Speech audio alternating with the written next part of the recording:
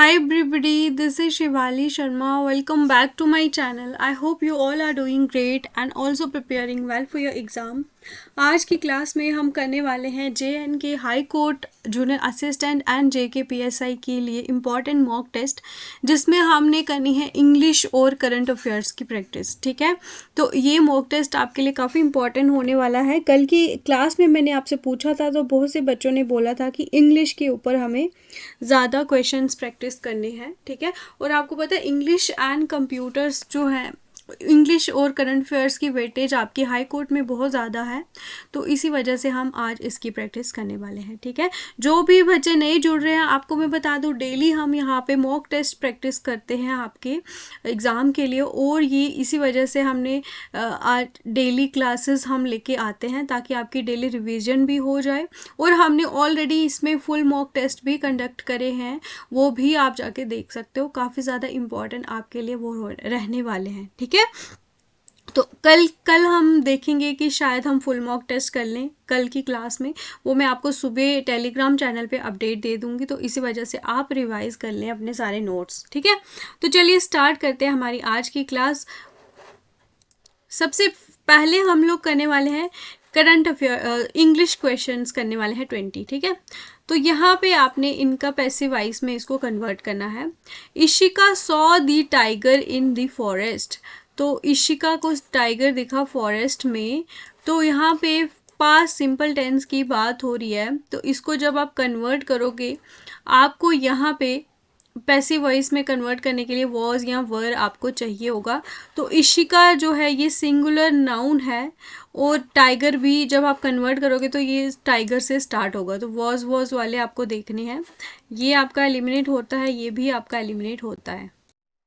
अब यहाँ पे आएगा the tiger was seen, third form of the verb लगेगी, by Ishika in the forest. ठीक है, तो ये जो है by the forest in the Ishika थोड़ी है, इशिका के द्वारा देखा गया, तो ऑप्शन 3 होगा इसका। Next, select the most appropriate सिनोनियम of the given word. यहाँ पे आपने इसकी सिनोनियम बतानी है इन्वेंडो की।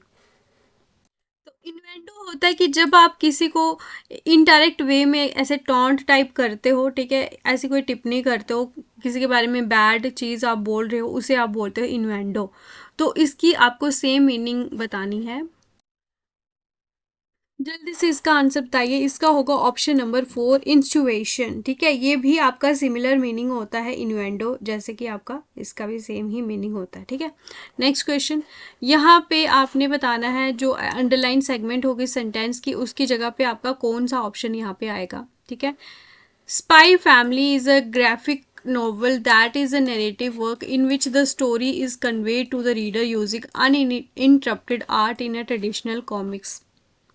तो यहाँ पे अनइंटरप्टेड आर्ट इन अ, क्या है, uninterrupted art in a traditional comics. ठीक है, तो इसका आपको सही मतलब बताना है।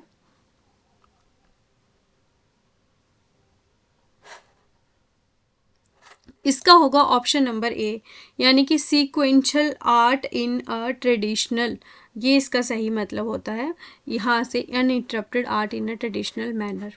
ठीक है, next question, select the most appropriate meaning of the given idiom. तो इसका आपको सही आंसर बताना है। To have big fish to fry, क्या ऑप्शंस है इसके, ये पढ़ें और इसका सही आंसर गेस करें। यानी कि to have bigger things to take care of than the menial task at hand. जो भी छोटे मोटे चीज़ें आपके हाथ में हैं उसकी बजाय आपको बड़ी चीज़ें करने के लिए आपको वो करना है। ठीक है, तो आपके पास वो ज़्यादा काम है। ठीक है, नेक्स्ट, अब यहाँ पे हमने क्या करना है, एरर स्पॉट करने हैं। Many a man have succumbed to this temptation, no error. इसमें से कौन से पार्ट में एरर है वो आप बताइए।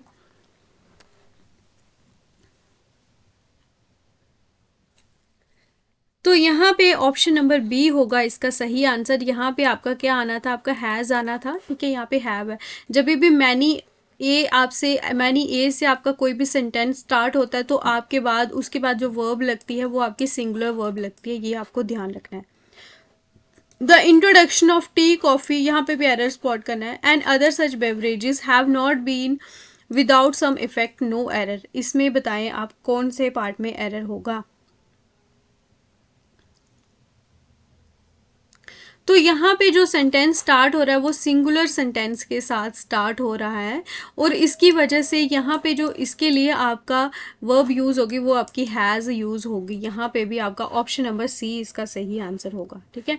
तो यहाँ पे हैव लिखा हुआ है।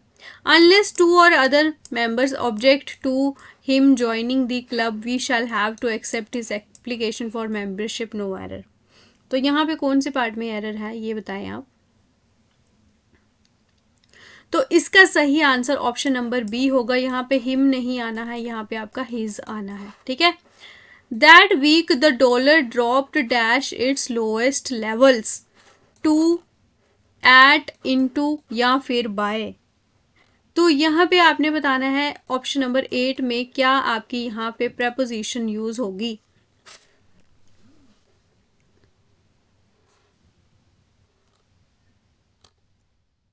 तो यहाँ पे आपका आएगा to, that week the dollar dropped to its lowest levels.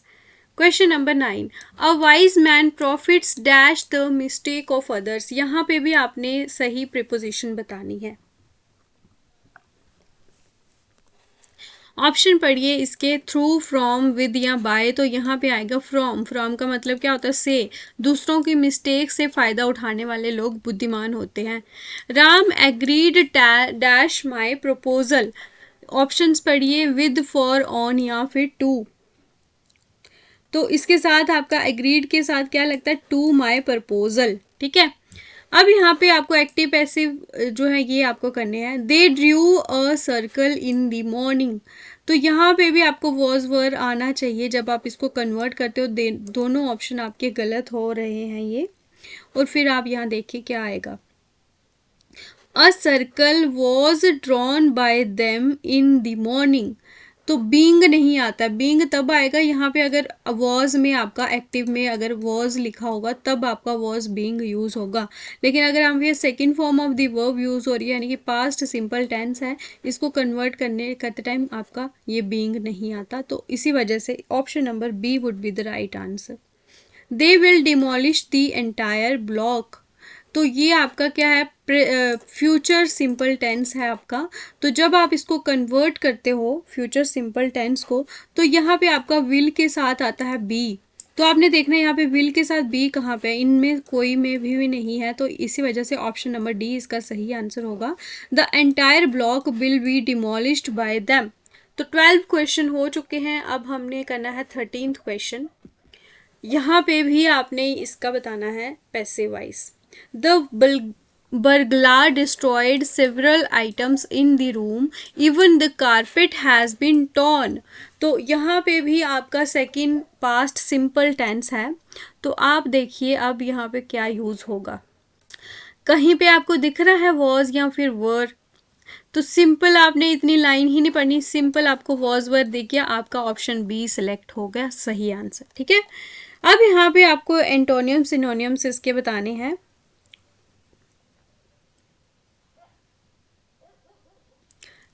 Question number 14, Goudie जो है इसका आपको अपोजिट मीनिंग बताना है। तो गाउडी का मतलब होता है कि जो लोग काफ़ी ज़्यादा भड़क जाते हैं, ठीक है, ऑस्टनेशियस लोग होते हैं जिनको आप गॉर्जियस, स्पेक्टेकुलर भी बोलते हो, गैलेंट भी बोलते हो, ठीक है। तो ये इसके एडजेक्टिव्स होते हैं। अब यहाँ पे भड़कीले लोग होते हैं गाउडी, तो इसके अपोजिट में क्या होंगे, जो शांत होंगे, जो कि सोबर होंगे। तो इसका ऑप्शन नंबर बी इसका सही आंसर होगा, ठीक है। एफिमरल क्या, तो एफेमरल जो होता है इसका आपने अपोजिट मीनिंग बताना है। तो ये इसके ऑप्शन है, मैं इसको कर लेती हूँ ठीक। स्टेबल, परमानेंट, स्पिरिचुअल या फिर एथिकल। तो जो एफेमरल होता है इसका आपका होता है मतलब जो कि आपके शॉर्ट टर्म के लिए कोई चीज़ हो उसे आप बोलते हो, ठीक है। टेम्परेरी अगर आप बात करो, ठीक है, शॉर्ट डेटेड, तो इसका अपोजिट हो गया आपका परमानेंट, ठीक है। तो ये आपको ध्यान रखना, स्टेबल नहीं होगा, परमानेंट होगा इसका, ठीक है।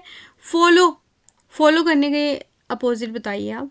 किसी को आप फॉलो करते हो यानी कि किसी की चीज़ के ऊपर आप सेम वैसा ही, आप जैसे कोई एक इंसान कर रहा है आप भी वैसा ही कर रहे हो। लेकिन अपोज का क्या होता है कि आप वैसा नहीं कर रहे हो, आप उनके अपोजिट काम कर रहे हो, बिल्कुल डिफरेंट। तो इसका ऑप्शन नंबर सी होगा सही आंसर। तो यहाँ पे अर्बन का भी आपने यहाँ पे एंटोनियम बताना है। तो अर्बन जो लोग होते हैं वो क्या होते हैं, जो कि शहरों में रहते हैं, ठीक है। और अगर हम इसके अपोजिट देखें तो यहाँ पे ऑप्शन नंबर बी होगा इसका सही आंसर। तो ये जो होते हैं ये काफ़ी देहाती लोग और होते हैं जो गांव में रहते हैं, ठीक है। रफ, अनसिविलाइज्ड हम इनको बोल सकते हैं, रूड, इंट्रैक्टेबल, इम्पोलाइट, रस्टिक, ये सब इसके अपोजिट मीनिंग होते हैं। तो ये आपको ध्यान रखना है, रस्टिक। तो ये आपके हो गए। अब नेक्स्ट हो गया आपका लैमेंटिंग। इसका भी आपने मेरे को बताना है antonym, opposite meaning. Smiling, ridiculing, walking या फिर रिजॉइसिंग। तो इसका आपका लेमेंटिंग का मतलब हुआ कि आप जैसे कि कोई भी दुख आपको है उसको आप एक्सप्रेस कर रहे हो, ठीक है। जो भी इस तरह के आपके मतलब होता है कि दुख दुख से रिलेटेड होता है ये। लेकिन अगर हम इसके अपोजिट में देखें तो यहाँ पे अगर आप खुशी व्यक्त कर रहे हो, खुशी एक्सप्रेस कर रहे हो, वो होगा आपका रिजॉइसिंग। तो इसका अपोजिट हो गया ऑप्शन नंबर डी। अब यहाँ पे आपने बताने हैं, आपने idiom and phrase. To bite the dust, इसका आपको क्या मतलब होता है? Eat voraciously, have nothing to eat, eat roots या फिर to fail. To bite the dust का क्या मतलब होता है? To fail. Option number, question number 20। A bolt from the, a bolt from the blue. तो इसका इडियम का आप बताइए सही option. A delayed event, an explicable event, an unexpected event या फिर एन अनप्लेजेंट इवेंट। तो इसका ऑप्शन नंबर डी होगा आपका सही आंसर। तो इंग्लिश के 20 क्वेश्चन हमने किए। आपका कितना स्कोर रहा है जल्दी से कमेंट सेक्शन में मुझे बताइए, ठीक है। अब हम करेंगे यहाँ पे करंट अफेयर्स के क्वेश्चन। तो ये भी आपको बताइए, डेली हम करते ही हैं प्रैक्टिस। बाकी आज की क्लास जो है JKSSB अड्डा 614 पे मैंने जो है दी थी, लेकिन कुछ रीजंस की वजह से अपलोड नहीं हो पाई है। उसमें मैंने 80 क्वेश्चन मिक्स करंट अफेयर्स जो है वो रखे हैं। तो ये क्लास अब कल आएगी मॉर्निंग में 11 AM, ठीक है। तो आप सभी ने जुड़ना है। 80 क्वेश्चन मिक्स्ड करंट अफेयर्स होगा, आपके लिए बहुत ज़्यादा इंपॉर्टेंट क्लास होने वाली है। तो आप अच्छे से रिवाइज करिए अपने करंट अफेयर जहाँ से आपने पढ़े हैं, और फिर आप वो क्लास में जाइए और फिर वो वीडियो देखिए कि आपके कितने स्कोर बन रहे हैं, ठीक है। तो चलिए अब हम यहाँ पे करेंगे current affairs. Which state in India is set to release its Human Development Index report for tribal groups, becoming the second state to do so after Kerala। तो सबसे पहली स्टेट बनी थी केरला, जिसने आपका ह्यूमन डेवलपमेंट इंडेक्स जो है इसकी रिपोर्ट रिलीज करी थी, जो भी ट्राइबल ग्रुप्स के लिए। तो बताइए सेकंड कौन सी हो गई इसके रिलेटेड? तो ये है आपकी कर्नाटका ने ये आपकी रिलीज कर दी है और ये सेकंड स्टेट बन चुकी है। As per the United Nations World Economic Situation and Prospects Report for 2024, what is the projected GDP growth rate for India in 2024?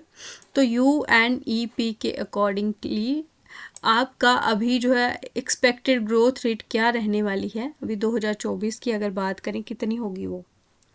तो ऑप्शन नंबर सी होगा इसका 6.2%। Recently, which state cabinet approved the Uniform Civil Code UCC report? तो कौन से state cabinet ने ये आपका report आपकी ये अप्रूव कर दी है? ये आप इसका आंसर बताइए। तो उत्तराखंड की जो स्टेट कैबिनेट ने ये अप्रूव कर दिया, ये आपको ध्यान रखना है। What is the rank of India in the World Bank's Logistics Performance Index report? तो इंडिया का रैंक बताना है आपने लॉजिस्टिक्स परफॉर्मेंस इंडेक्स रिपोर्ट में। 38, 36, 35 या 39? तो ऑप्शन नंबर ए यानी कि 38th रैंक है इंडिया का। Grow report and portal recently seen in the news is launched by which of the following ministry? तो ये किसके द्वारा आपकी ग्रो रिपोर्ट और जो पोर्टल है जो आपका लॉन्च किया गया है?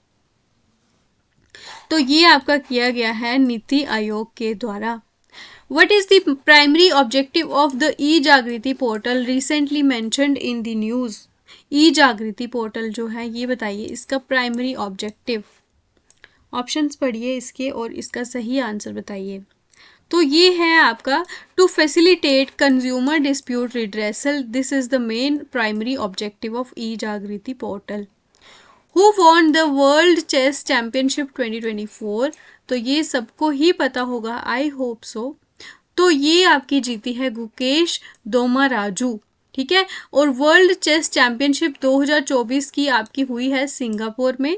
चैंपियन रहे हैं गुकेश डी, जो कि तमिलनाडु से बिलोंग करते हैं, और ये ऐसा करने वाले यंगेस्ट वर्ल्ड चेस चैंपियनशिप बन चुके हैं at the age of 18 years.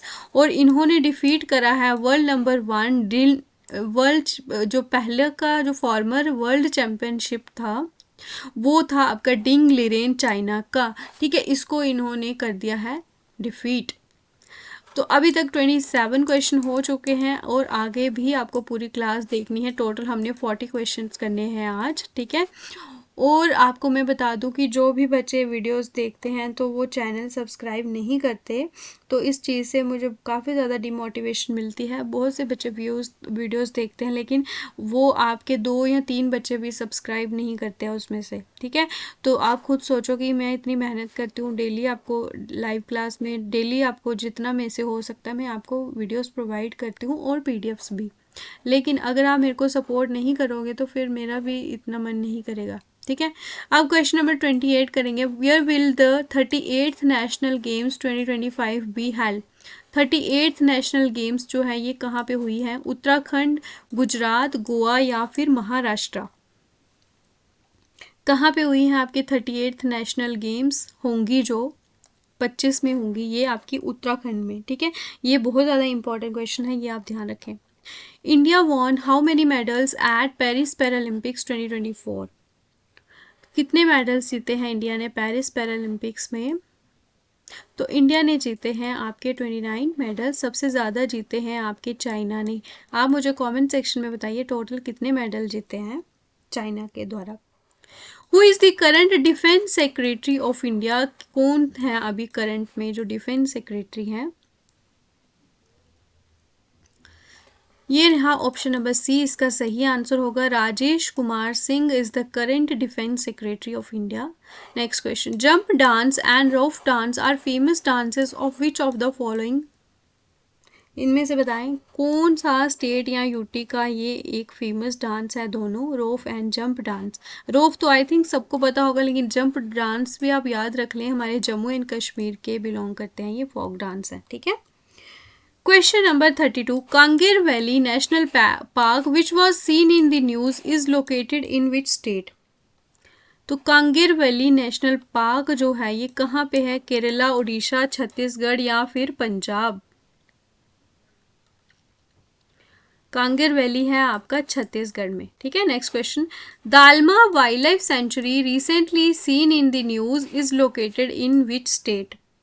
Dalma wild life sanctuary जो है ये कहाँ पे लोकेटेड है?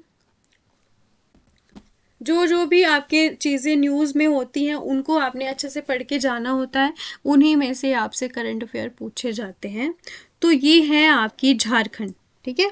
ये इंपॉर्टेंट क्वेश्चन है। When is national unity day celebrated every year?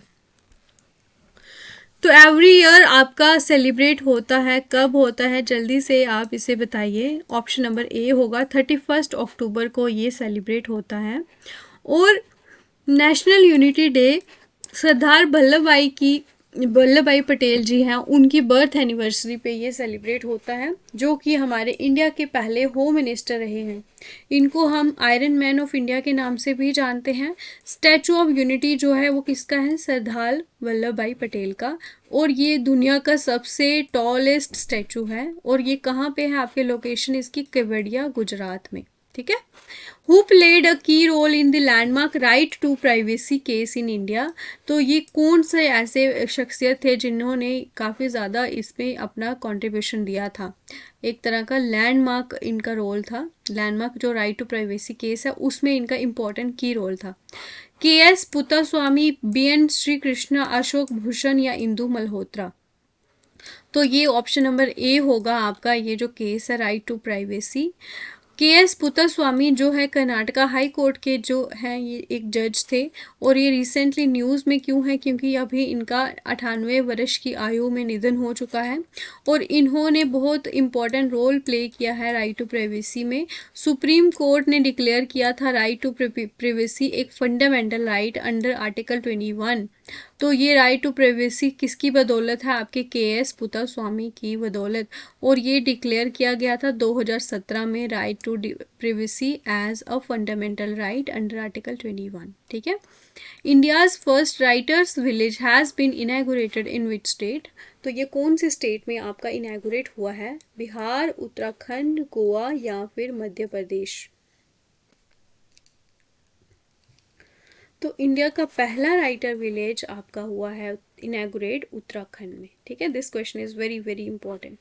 Who has been appointed as the new managing director of NAFED. NAFED के नए एमडी कौन बने हैं, और ये इंपॉर्टेंट क्वेश्चन हो जाता है। अपॉइंटमेंट्स जो है सारी आपको पढ़ के जानी है। तो ऑप्शन नंबर डी होगा सही आंसर, दीपक अग्रवाल बने हैं new MD of NAFED. Who was recently appointed as Google's chief technologist। जो गूगल के जो चीफ टेक्नोलॉजिस्ट हैं ये अभी कौन रिसेंटली इनको अपॉइंट किया गया है। ऑप्शंस आर प्रभाकर राघवन, सुंदर पिचाई, सत्या नडेला या फिर Thomas Kurian. Option number A would be the right answer. Prabhakar Raghavan has been appointed as Google's chief technologist. Question, और ये अगर गूगल की बात करें ये फाउंड हुआ था आपका 1998 में। Headquarters are in California US से। सीईओ हैं इसके सुंदर Pichai. Who was honored with the Global Anti-Racism Championship Award 2024। तो ये global anti racism championship award 2024 किसको दिया गया है। बहुत इंपॉर्टेंट क्वेश्चन है ये, जल्दी से इसकी आंसर्स पढ़ें और इसका सही आंसर बताइए। तो ऑप्शन नंबर ए यानी कि उर्मिला चौधरी को ये मिला है। ऑप्शन नंबर ए इसका सही होगा। लास्ट क्वेश्चन होगा ये हमारी आज की क्लास का 40th क्वेश्चन।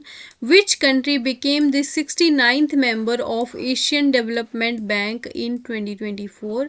तो ये मोस्ट इंपॉर्टेंट करंट अफेयर्स है और ये आज का आपका होमवर्क क्वेश्चन भी है। ये सब बच्चे आज की मुझे कमेंट सेक्शन में बताएंगे कि क्या है इसका सही आंसर। ठीक है, और आज की क्लास आपको कैसी लगी उसके बारे में ज़रूर बताएं। पीडीएफ के लिए टेलीग्राम चैनल ज्वाइन कर लें, मैं लिंक आपका ऐड कर लूँगी। ठीक है, और इसी तरह से अगर आपको डेली क्लासेस चाहिए इस तरह की तो आपको चैनल सब्सक्राइब करना पड़ेगा, और एटलीस्ट अपने 10 दोस्तों को डेली प्लीज़ सभी बच्चे जो जो वीडियो देखते हैं वो शेयर करेंगे, तो इससे मुझे और ज़्यादा मोटिवेशन मिलेगी। ठीक है, कि मुझे लगेगा कि हाँ आप जो है मैं आपकी हेल्प कर रही हूँ तो आप भी मेरी हेल्प कर रहे हो। ठीक है, तो अगर दोनों साइड से अगर हेल्प हो गई एक दूसरे की तो तभी ये चीज़ें ग्रो करती हैं। ठीक है, तो बाकी आज की क्लास आपको कैसी लगी है इसके बारे में ज़रूर बताएं। आपका स्कोर कितना रहा, कल की क्लास कौन से टॉपिक पे चाहिए और किस कंपोनेंट के ऊपर चाहिए। इंग्लिश होगी, जैसे करंट कंप्यूटर्स भी है आपका, और कोड रिलेटेड अवेयरनेस है, या फिर आपको इंग्लिश करंट अफेयर्स चाहिए, तो ये आप मुझे बता दीजिए। तो जो जिस पे ज़्यादा कमेंट आएंगे तो उस पर आपकी क्लास आ जाएगी कल की। ठीक है, तो फिर मिलते हैं कल की क्लास में। ठीक है, happy new year to all of you. ठीक है, तो आज जो है बहुत अच्छा दिन है, साल का पहला दिन है। सभी आज के दिन अगर पढ़ाई करोगे तो ऐसा बोला जाता है कि आप पूरे साल अच्छे से पढ़ाई करने वाले हो। ठीक है, तो I wish you all the very best, may you all get success in what ever field that you choose for, and this year may be a blast for all of you. तो आप अच्छे से तैयारी करें और भगवान आपका साथ ज़रूर देंगे। Thank you so much, take care all of you.